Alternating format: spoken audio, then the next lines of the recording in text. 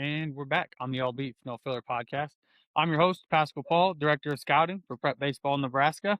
Joined today by brand new minted Miami Hurricane commit, Matthew Gorman. Welcome, Matt. Thank you, thank you. How's life been since your It's commitment?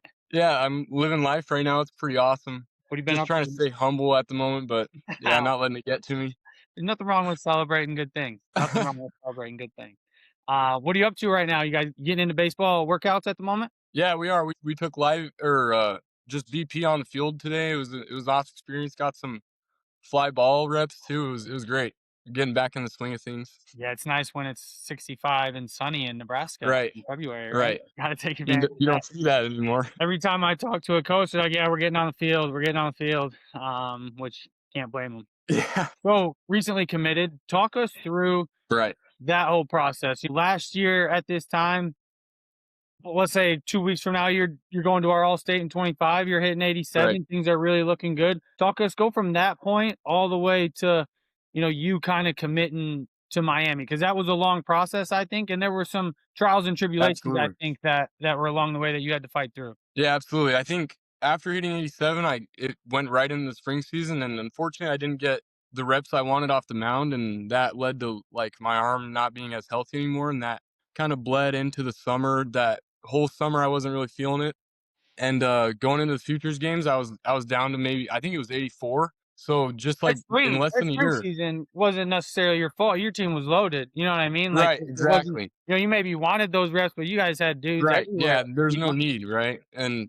I think it was eye-opening at the futures games that how I lost 3 miles per hour instead of gaining 3 miles per hour the other way. So I think what I did was I started working with tread, and then I got into the recruiting, got some calls, and then just Coach Anderson reached out, invited me to a camp January 18th, and I got down there after working with tread for about 4 months or so. And I think it went like extremely awesome. And I got down there, hit a number, met all the coaches. It was fun, and then I think it just went from there. I took a flight home, got a call from Coach Artiega, and he said they're going to offer me later tonight, and it kind of just went from there. So they saw you over the summer. What at tread kind of turned the page for you? Because you said you lost a couple miles per hour from what you Right. did from that winter event all the way to the futures games. What kind of turned the page for you with tread and their development and what they were doing with you? I think what turned the page was getting into the weight room and getting more food inside my body to gain weight and gain muscle, and just staying true to my arm care program and just trusting the process throughout the whole thing. And I didn't really like test my velocity at all before the Miami camp, and I think getting down there was a great thing to see where my velocity was. And yeah, it was a really cool experience working with tread and trying to better myself through tread. There's a lot of kids from Omaha that have had good experiences through tread, and they Right, do a really good job. right, Well, you also simplify it, kind of similar to what we talked about with Marcus Chandler. Of sometimes you just there's little simple things of just eating right, or his thing was just right. eating in the weight room. It's sometimes it's not always those complex things that everyone thinks you have to do. Hear it from Matt Gorman, Miami Hurricane commit. Just start eating, fellas. Just start eating. Futures game. That experience. Talk to us. You got to be a part of Team Midwest. Talked about the whole type of experience, the coaches and everything. What did you like about it? What was your favorite part? And then anybody that is aspiring to be on that team, any advice would you give them? Right. I think my favorite part of being down there was just the amount of talent that was down there at the same time. And what was really cool is like you couldn't find a spot on the complex where you couldn't see a scout within 20 feet of you. You're taking BP and your hands are shaking because you never really been in that position before. But it was really cool getting down there, seeing the talent that was there, and having to compete against the top guys in the country. And what I would tell the next class is like you got to work hard. The quote I live by is hard work beats talent when talent doesn't work hard. And that I really live by. And I think if you work hard, you want to get there. I think you can for sure get there. Just show off some tools of yours and everything. Yeah, I think definitely not because of your talent, but I think you were maybe one of our last ads to that team. And Right. so facto, look at now you're going to Miami. And I'm playing in Florida in palm trees. Who doesn't want that? That Right. experience. So, like you said, keep working hard. Hard work always beats Exactly. talent. When talent doesn't work hard, that is an absolute great motto to live by. Papillion LaVista South. We talked a little bit about the talent you guys had last year, and what kept maybe everybody I think on that team for really getting probably the Right. innings or the at bats or whatever you want to say that they deserve.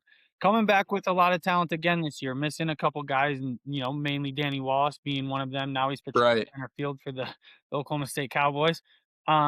What are the goals for you and the team this year with that talent coming back and maybe some unfinished business? I think it's the goal for the team is always to win a state championship and win as many games as you can. But for me, it's just really to provide for my team whenever they need me in the box, on the mound, wherever they need me. It's just to do what I can do for the team and do my best for the team.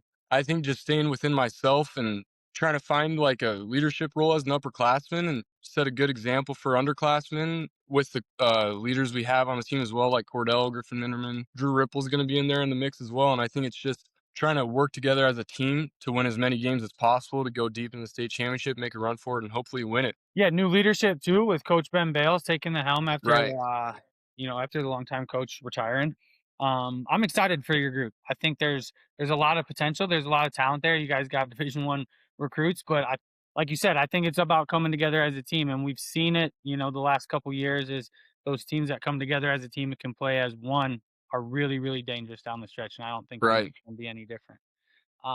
One more thing I'd like to get in, workout schedule from right now. What's Matthew Gorman doing to prepare for that 2026 season? What is a day in the life if you had to do, you're a two-way player, you're gonna play, you're gonna hit and pitch. How Right. do you balance that? And what does a day in the life of Matthew Gorman's workout look like? Typical day in the life. I mean, if we have anything in the morning for baseball, wake up, do that, and then after that, just get some breakfast, go to class.